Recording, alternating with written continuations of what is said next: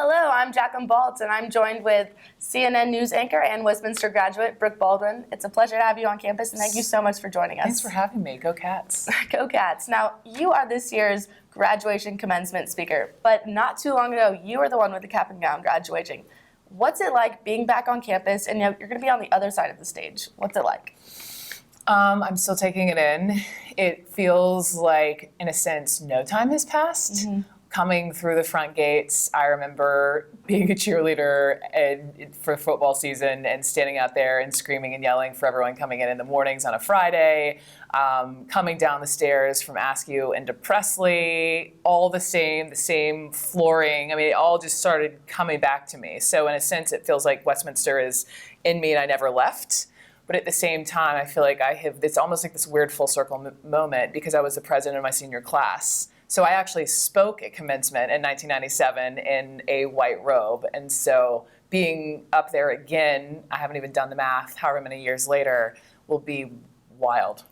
Yeah, well, Westminster, most of it is still the same, but we have made a lot of changes. Yeah, it's a little bigger, a little fancier, a little bit more expensive. Speaking of your time at Westminster, you're quoted in Atlanta Magazine saying, "Westminster is no joke. It prepared me for a tough career." How exactly did Westminster prepare you to be successful in your career today? It's great you pulled that quote. That's what I was referencing earlier. I think Westminster instilled in me a fire in my belly. Mm-hmm. It instilled in me the sense of the bar being raised, running at a faster pace than some of my peers, but also being a good, honorable person at the same time. And so I've just kept all those qualities somewhere deep inside of me and continued on this career trajectory. And some of my friends have almost made Westminster an adjective, like that's so Westminster, that we just went to Africa and we had to climb a mountain. That's so Westminster. It's like I can't just do it the easy way. I need to challenge myself and hopefully be successful at it. That's so Westminster. Well, I know WCAT is a relatively new program at Westminster. This is so fancy. Yeah, it is. And it wasn't around when you were in school. So how did you become interested in broadcast journalism? I loved my English classes here at Westminster, especially I remember senior year in the different AP courses. I loved it. I loved writing those papers, weirdly enough. And I went on and took a lot of English classes in college. So it instilled in me a love for writing. And I think also being a leader, being the president of my class, being a peer leader, being the captain of teams here instilled in me the sense of leadership that I still carry with me today as I lead a team of 15 people at CNN. Mm-hmm. So to name a few, you have covered the Sandy Hook school shooting, Barack Obama's second inauguration, and the Boston Marathon bombing. What would you consider your biggest break? When did you finally make it as a broadcaster?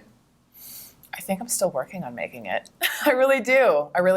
All of those were experiences. They're pieces of this whole career that I'm having, this journey I'm on. I think, in a sense, I could say just this man, Dave Cupp, hiring me out of college and taking a chance on a 21-year-old and putting me in a reporter and anchor role. That would be my biggest break. Or getting to go from West Virginia to Washington, D.C. and feeling like I'd really made it because I was in our nation's capital covering the news, or especially coming back to my hometown of Atlanta and getting to work at CNN, which is such an Atlanta-based company and Ted Turner's vision.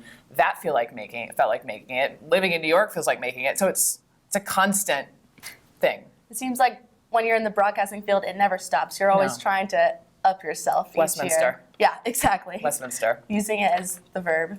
Yeah. You've certainly accomplished a great deal since your time at Westminster, it's safe to say. What have been your biggest struggles to further your broadcasting career?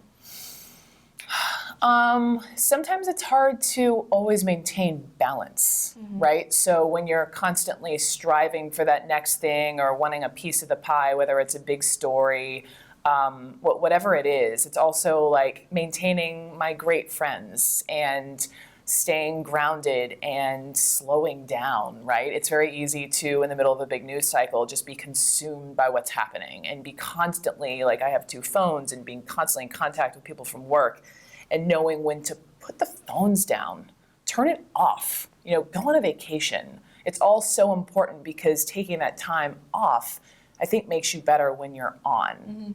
So balance. I'm working on that. So you say balance is an important part of broadcasting. Yeah, I know just in life, Yeah. I think. I completely agree. Well, from what I know, just not much. Again, thank you so much for joining us. Thank you. And we're really looking forward to your graduation commencement speech. I'm looking forward to it. I am honored to be here. I'm Jacqueline Baltz from WCAT.